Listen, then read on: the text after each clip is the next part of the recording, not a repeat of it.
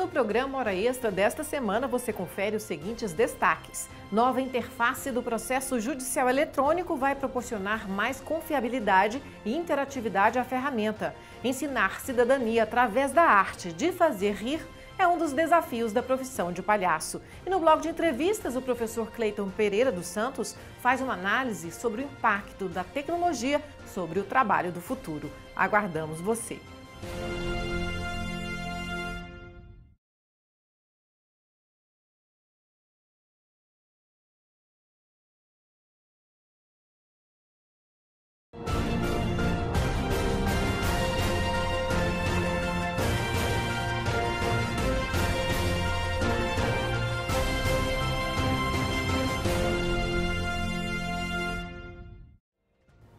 Está começando mais um programa Hora Extra e nesta edição você confere as seguintes notícias.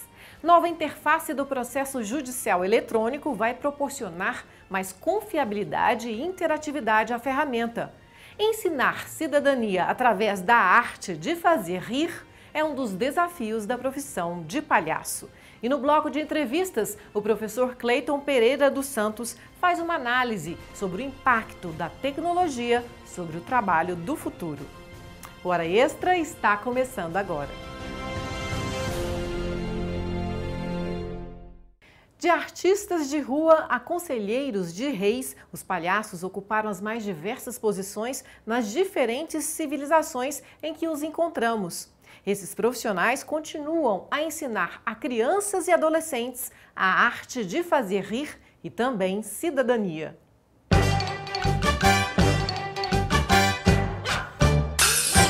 O mercado de trabalho está repleto de profissões. Dá para sonhar em ser advogado, engenheiro, arquiteto e até jornalista.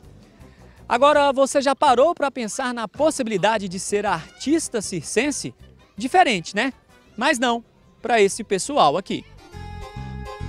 Nós estamos na Escola de Circo Dom Fernando, um programa de extensão vinculado à reitoria da PUC Goiás. O projeto social fica no setor Dom Fernando, na região leste da capital.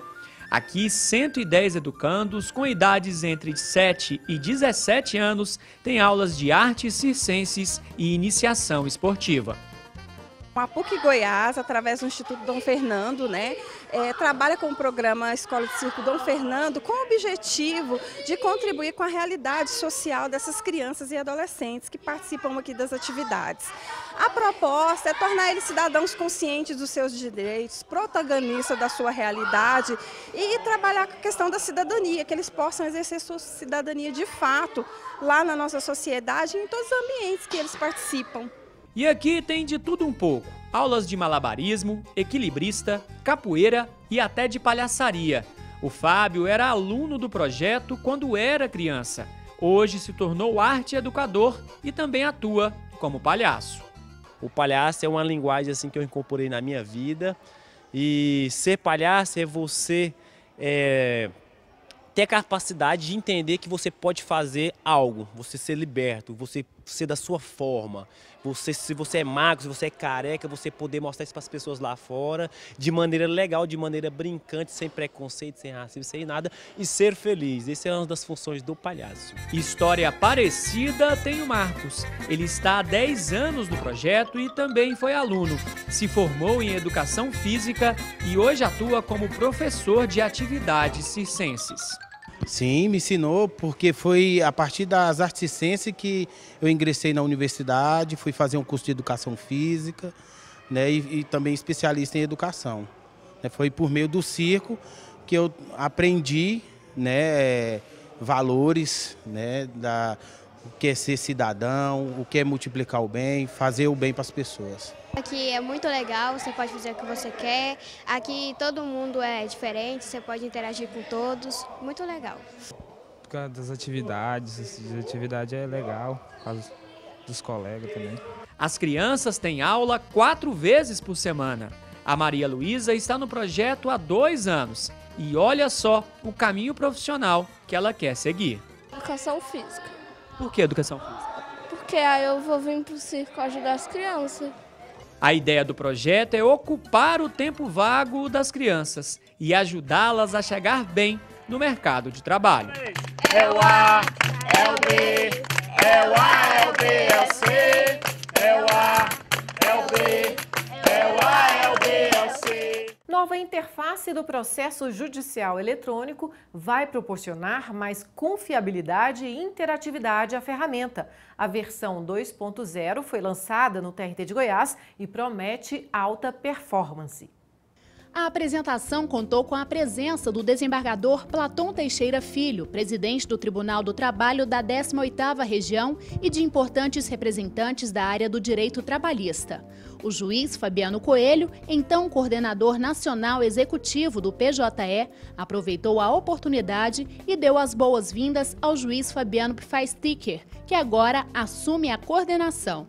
Ao falar sobre a nova versão do processo eletrônico judicial, o PJE 2.0, Fabiano Coelho destacou as melhorias que os usuários vão perceber assim que fizerem o acesso. A nova versão ela inaugura uma nova era na Justiça do Trabalho, né, que é uma nova arquitetura que a gente conseguiu alcançar alguns pilares que foram definidos desde o começo. Né, um programa que tem uma melhor performance, né, então ele é mais rápido, isso a gente notou na pesquisa dos usuários, que havia um anseio para que o PJE fosse mais rápido.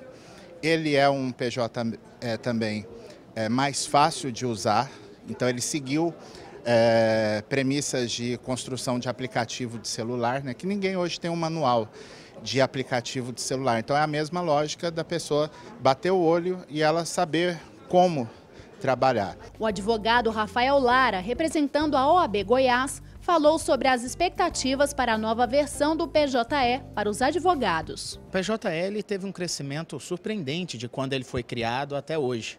Quando da instalação do PJE no estado de Goiás, a advocacia foi maciçamente contrária, uma vez que nós tínhamos um sistema que era até considerado melhor do que o PJE, mas hoje, com a evolução do programa, nós temos um bom sistema. É claro que nós temos ainda muito que caminhar. Nesse lançamento, nós estamos lançando especificamente novidades que são muito mais voltadas aos servidores e à magistratura, sendo que a advocacia espera que num próximo lançamento ela possa ser prestigiada para termos ferramentas e facilitar o acesso do advogado, que representa o acesso do jurisdicionado no sistema. O principal destaque na apresentação foi a importância dada à necessidade dos usuários do PJE, tanto que outra ferramenta também foi apresentada, o aplicativo JTE, que foi bastante elogiado tanto pelos magistrados quanto pelos representantes da OAB.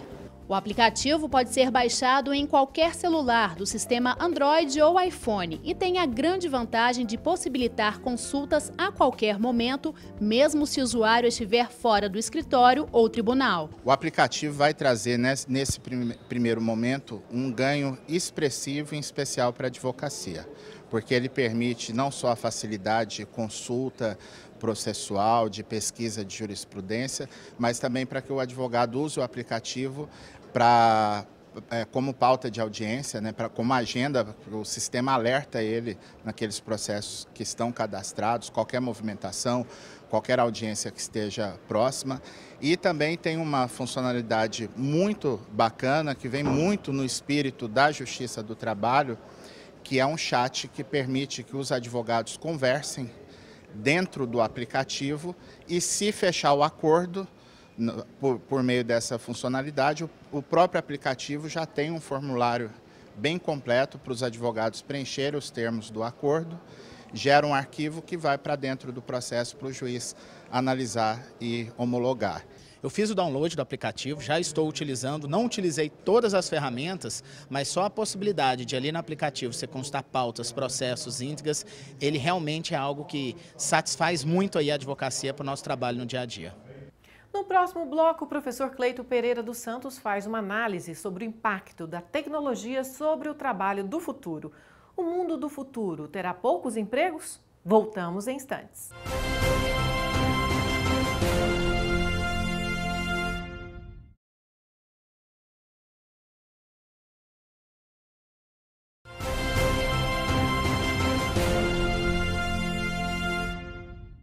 A velocidade das inovações nos dias atuais é estratosférica. A cada dia, novas tecnologias dispensam milhares de seres humanos e reduzem a renda de outros tantos. Nesse contexto, o trabalho já não se materializa enquanto uma vocação para a vida toda. A liquidez do mundo moderno e a flexibilização levam ao fim do emprego como o conhecemos. Como será o trabalho do futuro? Para falar sobre o assunto, nós conversamos hoje com o professor Cleito Pereira dos Santos, do Núcleo de Estudos sobre o Trabalho da Faculdade de Ciências Sociais da UFG. Seja bem-vindo à Hora Extra, professor. Obrigado. Professor Cleito, multiplicam-se os estudos que antecipam uma grande destruição de empregos e renda em decorrência da automação e da inteligência artificial, na execução não apenas de tarefas repetitivas, mas também de intelectuais e até emocionais. Isso pode realmente acontecer ou novos empregos superarão os que forem destruídos? Isso já vem acontecendo, né, essa revolução tecnológica, né? Nós temos nos últimos 30 anos a destruição de uma infinidade desaparecimento, né, de uma infinidade de profissões e como consequência disso, a gente tem verificado, principalmente depois dos anos 70, um aumento crescente e constante, né, do desemprego. Então, as tecnologias que estão colocadas, né, as chamadas novas tecnologias, que estão colocadas desde os anos 70 até hoje, elas têm sido poupadoras da força de trabalho, né? E isso já é uma realidade que a gente vivencia em quase todos os países do mundo. Recentemente, a Organização Internacional do Trabalho publicou um relatório em que retrata essa situação. Nós estamos caminhando para mais de 2 bilhões de indivíduos, de trabalhadores desempregados nos próximos anos. Sobre essa polêmica entre tecnologia e emprego, nós vamos ouvir agora a opinião do psicanalista Jorge Forbes, que ele fala sobre o impacto, né, das novas tecnologias no futuro das profissões, que seriam a nanotecnologia, a biotecnologia, a informática e a cognitividade. Vamos lá? Há uma certa preocupação no ar que as pessoas vão ficar desempregadas. Isso ocorre em toda a grande revolução do laço social. Isso ocorreu também no mundo industrial, quando de repente, por exemplo, as pessoas achavam que as pessoas trabalhavam fazendo tecido, achavam que o advento das máquinas industriais iam acabar com a profissão deles. O que acaba é com a forma que a gente faz aquela profissão. Mas nós temos dois tipos de previsão. Uma previsão pessimista, que essas tecnologias vão acabar com muitas profissões, uma previsão mais otimista, que as novas tecnologias vão forçar a especialização em profissões onde a máquina não substitui o homem, onde a essência do homem será mais importante que qualquer possibilidade de robotização. Como psicanalista, evidentemente, eu voto na segunda hipótese. Ou seja, o professor psicanalista Jorge Forbes aposta nas profissões que valorizariam a essência do homem. O senhor concorda com isso? Não, de modo algum. Porque o que a gente tem verificado nos últimos anos é que essas tecnologias, elas têm destruído emprego, inclusive nesses setores que as pessoas classificam como de inteligência, né, de conhecimento, etc. Vamos pegar, por exemplo, o caso de professores, né, dos professores. Nós temos hoje professores, profissionais, né, no geral, nas humanidades, por exemplo, que são doutores e não estão arrumando emprego. Eles não são operários comuns, né? Não estão fabricando equipamentos, objetos, mercadorias, né? São profissionais que trabalham com conhecimento. Nós verificamos isso hoje, inclusive, num país como o Brasil. Então, assim, no caso europeu, nós temos notícias, né, e pesquisas que demonstram isso, de que profissionais com alta qualificação, né, profissionais com título de doutor, pós-doutor e assim por diante, estão trabalhando, por exemplo, como vendedores de seguro. Então, acho que a tecnologia, ela revoluciona os processos produtivos, o setor de serviços, a vida, né, em sociedade, ela revoluciona, né, destrói emprego, mas não cria na mesma proporção dessa destruição. Eu acho que existe uma falácia hoje, né, que está colocada principalmente pelo pessoal da área de gestão, quer dizer que a tecnologia ela vai fazer com que os indivíduos se recriem, reoriente e assim por diante. Só que, para além desse discurso que nós temos, são multidões desempregadas. não é? E isso nos mais variados campos da atividade humana, não só no setor industrial. Se a gente pegar no setor industrial, no setor bancário, no setor de educação, né, no setor das engenharias, no setor de escritórios, né, que estão sofrendo esses processos de destruição de trabalho, no próprio jornalismo, né, a gente tem visto a precarização avançando numa escala estratosférica. Imagino eu que fica difícil a gente afirmar, né, que essas tecnologias elas não estão destruindo emprego, estão recriando empregos. Na verdade, elas estão destruindo emprego, né, criando novas profissões, criando novas ocupações, mas numa proporção infinitamente menor do que as que até então existiam. O fato de um doutor, né, não conseguir emprego hoje ou conseguir um subemprego não ao alcance da sua especialização, também pode ser explicado pelo fato de que a tecnologia, a inteligência artificial está suplantando a inteligência humana ou não? Não, porque a inteligência artificial nada mais é do que construção humana. É trabalho humano, não é? Eu acho que não dá para a gente pensar assim que as máquinas vão substituir os indivíduos do ponto de vista criativo. Sim. Elas não vão fazer isso. Quem opera as máquinas, quem desenha, quem projeta, quem constrói os programas, né, os aplicativos das máquinas, etc., são seres humanos, né? Só que a quantidade de empregos gerados, né, por essas atividades é menor do que era anteriormente. Eu vou dar só um exemplo. Vamos pegar, por exemplo, o setor automobilístico. O setor automobilístico no Brasil, em 1979, né, essas grandes corporações e tal, eles operavam com um quadro de trabalhadores em torno de 25 a 30 mil trabalhadores contratados. Hoje, passado aí mais de 3 décadas, né, praticamente 4 décadas, tá, essas mesmas corporações, né, montadoras, elas operam hoje no quadro efetivo com 2.500 trabalhadores. Mais uns 1.500, 2.000 terceirizados. Então, houve destruição de trabalho, de emprego, melhor dizendo. Houve destruição, né? E essas tecnologias foram implantadas, elas conseguem fazer, né, elas conseguem produzir numa velocidade maior, evidentemente, do que qualquer ser humano, do que qualquer indivíduo.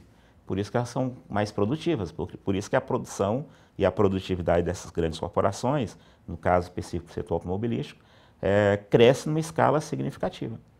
Mas são seres humanos que estão operando essas máquinas, só que numa proporção menor do que era antes. Ok, professor.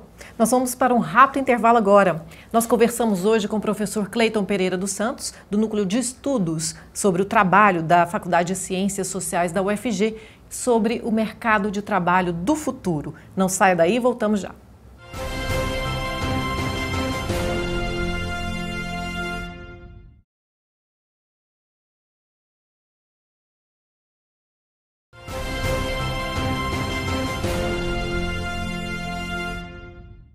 Hora Extra está de volta. Hoje conversamos com o professor Cleiton Pereira dos Santos sobre o mercado de trabalho do futuro e as novas tecnologias.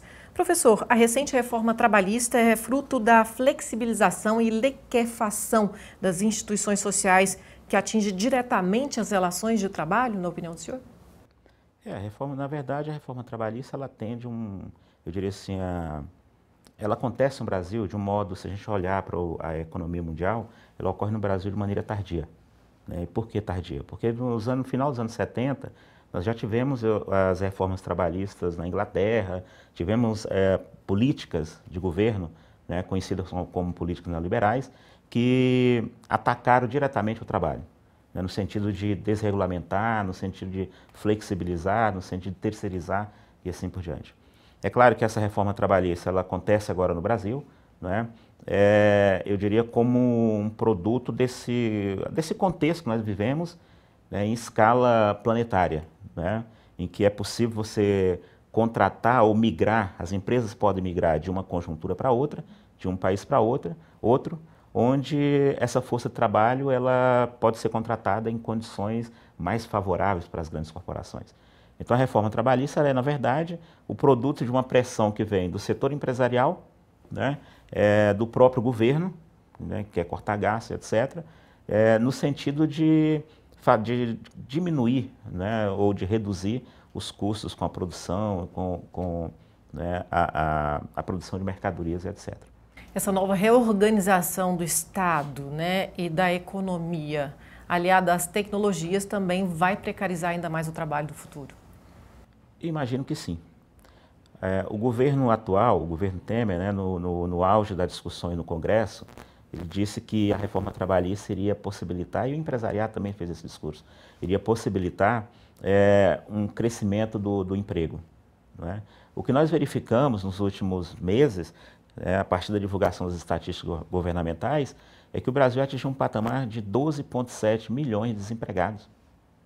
Não é? Então, assim, essa reforma ela não reduziu, não aumentou as possibilidades de emprego, não aumentou a empregabilidade, etc. Muito pelo contrário, ela está precarizando, né, e precarizar significa jogar uma parcela significativa desses trabalhadores ou no mercado informal, na informalidade, na terceirização, na precarização e assim por diante. O Brasil é um país que é uma potência econômica, é um país que está entre os maiores do mundo do ponto de vista da produção de riqueza, né? E, no entanto, toda essa produção de riqueza, ela convive com uma população economicamente ativa, né, que está vivendo ou que vive na informalidade.